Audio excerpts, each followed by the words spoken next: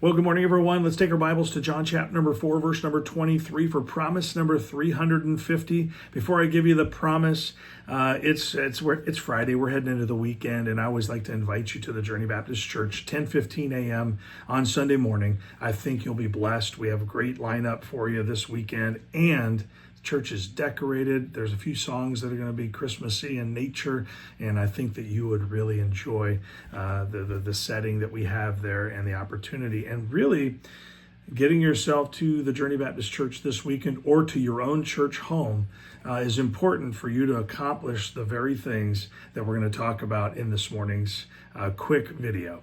And so promise number 350, God promises that he will seek after those who worship him in spirit and in truth. In fact, John chapter number 4, verse number 23 says this. It says, but the hour cometh and now is that the true worshipers shall worship the Father in spirit and in truth, and the Father seeketh such to worship him. And so he's not interested in the people that have these great lofty claims. He's not looking for people who just make a statement that they believe. God is looking for people that are a little bit more closely occupied with him, because really today's church is filled with people that are preoccupied with living for themselves. Let's just be honest.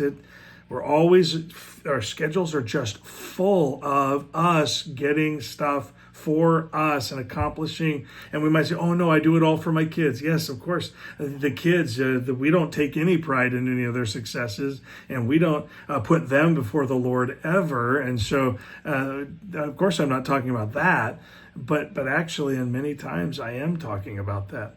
Lots of good people choose not to be God-centered people. That's important to hear, because there's a lot of people out there that are really nice. They're really good. They will definitely help you out when you're in need, but they certainly won't prioritize the things of the Lord. And God plainly states that he is pleased by those who choose him as their purpose. And so I think in our modern church culture, we've lost the drive to take our own relationship with the Lord serious enough to see the needs around us as our responsibility as believers. The lost around us are our mission to reach with the gospel. That's our responsibility. We're not simply to point it out to our pastor or the church leadership, oh, by the way, there's people all around me if you want to go get those people. No, that's our mission field. That's our connecting place where we are to share the gospel and be an example of how to prioritize the Lord. In our passage, we get a couple of specific things that God is looking for. One is a spiritual worshiper.